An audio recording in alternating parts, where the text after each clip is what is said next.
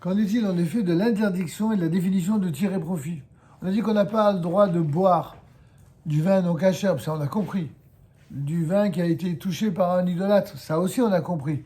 Mais qu'est-ce que ça veut dire qu'on n'a pas le droit de tirer profit? Il a été enseigné que le vin qui est entré en contact avec un idolâtre, ou de quelque religion idolâtre que ce soit, ou même d'une confession qui soit apparentée, eh bien, sera prohibé et il sera aussi défendu d'en tirer profit. L'interdiction ne vise pas simplement à consommer, mais même de tirer profit. Ça veut dire quoi tirer profit? La première des définitions, c'est si vous vendez le vin.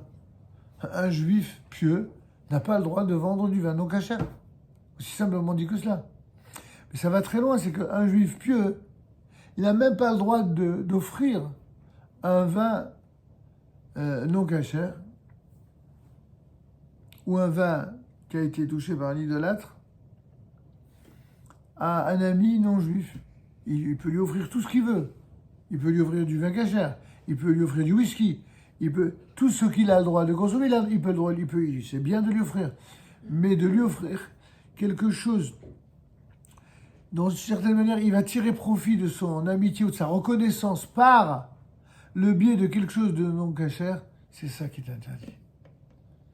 La question a été posée notamment pour ceux qui il y a des juifs qui travaillent en entreprise et qui, dans les fêtes de fin d'année civile, eh ben, ils reçoivent parmi les cadeaux d'entreprise du vin. Alors le gars, qu'est-ce qu'il va en faire du vin? Il va rien en faire.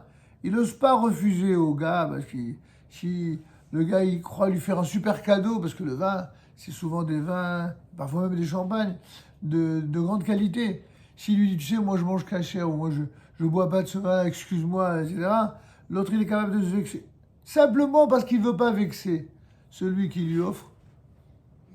Qu'est-ce qu'il a fait? Il accepte, en se disant, bon, de toute façon, c'est pas grave, je le ferai cadeau au mari de la concierge, ou au copain. Eh bien, il n'a pas le droit. Pourquoi? Parce que l'autre, il va lui être reconnaissant. Mais cette reconnaissance-là, indirectement, il va tirer profit d'un vin interdit. Waouh! Certains vont vous dire, ils sont graves les mecs. Pourquoi tant de haine? Il n'y a pas de haine du tout. Du calme. C'est juste pour vous faire comprendre à quel point le vin qui est non cachère est d'une gravité extrême. Et non, il y a rien qui est... Il y a des gens pour qui il n'y a rien qui est grave. Rien, non, il y a des gens pour qui rien n'est grave. Mais vraiment rien qui est grave. Il n'y a rien qui est grave. C'est pas uniquement de la consommation. C'est un type, là, un fou furieux. Il s'en prend à tous les rabbins. Pourquoi? Parce qu'il vient d'apprendre que son fils, eh bien, il est issu d'une relation d'une gravité terrible. C'est-à-dire qu'il était marié à une femme juive, et puis il a mis enceinte une autre femme juive, alors qu'il était encore marié avec la première, sans avoir, entre-temps, divorcé dans les règles de l'art par le guet. L'enfant qui va naître, il naît mamzelle, c'est ce qu'on appelle français un peu vulgaire, un bâtard. Pas très agréable, d'autant que le gosse, il est pour rien. Qu'est-ce qu'il a fait malheureux? Vous imaginez? Alors il est fou de rage, il en veut à la terre entière, à commencer évidemment par les rabbins. Non, il n'en veut pas à lui qui a couché à droite et à gauche et qui a provoqué le problème. Non, il en veut au rabbin. C'est toujours comme ça. Toujours les gens qui transgressent de manière qui montrent à quel point ils ont eu un comportement d'une légèreté incroyable. Alors pourquoi? Ils en veulent. Alors, en l'occurrence, l'enfant n'est coupable de rien du tout. On ne le juge de rien du tout et on ne le juge pas. Je vais vous dire mieux que ça. Dans la Gemara, on parle d'un Talmid Chacham Mamzer.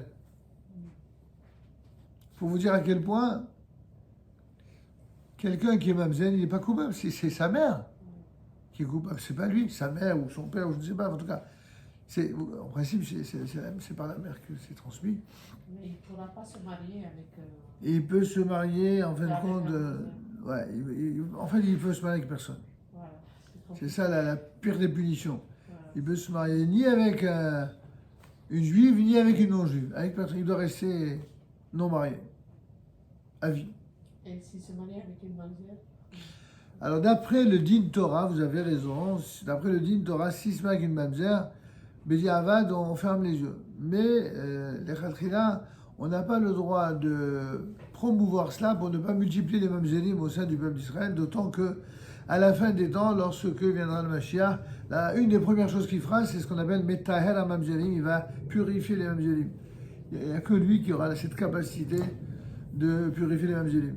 Mais bon, on est en train de parler d'une situation très inconfortable, mais simplement pour vous dire que les gens, quand ils vivent selon des règles qui sont en totale déconnexion de la notion de sainteté, voilà, il n'y a plus rien qui pour eux est important, plus rien, ils ont perdu le sens du sacré, à force de tout désacraliser, ils ne supportent pas que quelque chose au nom du sacré en vienne à des situations aussi catastrophiques. On a connu des situations dans les communautés du passé, notamment, qui étaient abominables. Je me souviens d'un cas où une jeune fille était venue me voir pour se marier. Elle était une jeune fille religieuse, juive religieuse de père et de mère. Et lui, juif religieux de père et de mère. Évidemment, comme le font tous les rabbinim, quand ils doivent célébrer un mariage, ils demandent des pièces pour faire une enquête d'identité, de judéité. Et quand je fais l'enquête, je vois qu'il y a quelque chose qui n'est pas net. Je dis, mais attendez, votre mère, elle était mariée? Oui, mais il y a très longtemps, bien avant que j'arrive au monde, elle était mariée, mais elle a divorcé. Ah oui, d'accord. Mais vous m'avez donné que l'acte de divorce civil. Où est l'acte de divorce religieux? Alors, elle dit, je sais pas, je vais demander à ma mère, elle va sûrement me donner. Ben, j'espère pour vous, parce que sinon, c'est un problème très grave. Elle cherche, elle demande à sa mère, elle envoie bouler. Mais qu'est-ce que tu me casses les pieds? C'est encore ces papiers de rabbin. Elle lui dit, comment c'est un papier de rabbin? Il dit, mais maman, tu as été mariée à un juif, et papa, ce qui est donc ton deuxième mari, c'est aussi un juif. J'espère quand même que tu as fait le guet. Alors bon, moi j'ai fait le divorce civil, le divorce religieux, les trucs des barbus, moi j'ai pas fait. Elle pousse un hurlement, elle a compris ce qui s'est passé, elle a compris qu'elle était mamzellette. Et moi, je pouvais pas la marier. S'il n'y a pas le guet, c'est ça. Elle n'a pas parlé à sa mère évidemment pendant 1 an à la suite de ça, et ça a été un drame absolu. Bon, je ne peux pas dire ici en public comment finalement j'ai trouvé une solution qui existe pour disons, annuler le premier mariage. Voilà. C'est pas l'annuler, c'est prouver que ce mariage n'avait pas eu lieu du tout. Voilà. Et ça, il faut connaître la halakha de manière très précise et très compliquée.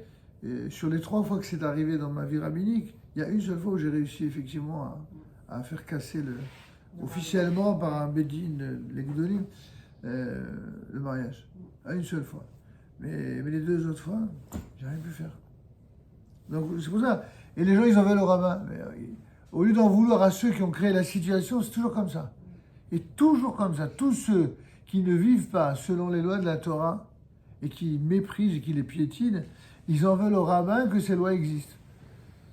Alors que les rabbins ne sont que là pour faire appliquer la loi, il n'y a rien d'autre que cela.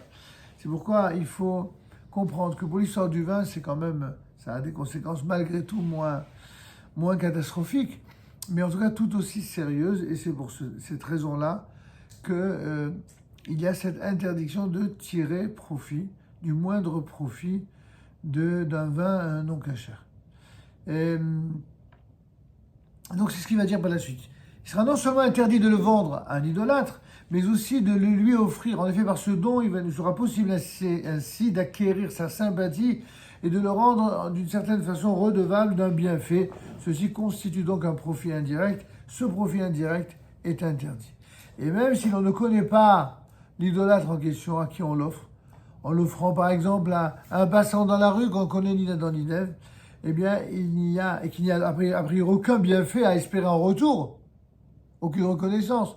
Il sera tout de même interdit de lui offrir ce vin, comme nous l'enseigne la Torah à propos de certains peuples installés sur la terre d'Israël lors de sa conquête par le peuple juif. Il est dit, Lotechonem, vous ne les gratifierez pas. Il sera donc défendu d'offrir un présent à un idolâtre de cette façon-là, de manière totalement libre.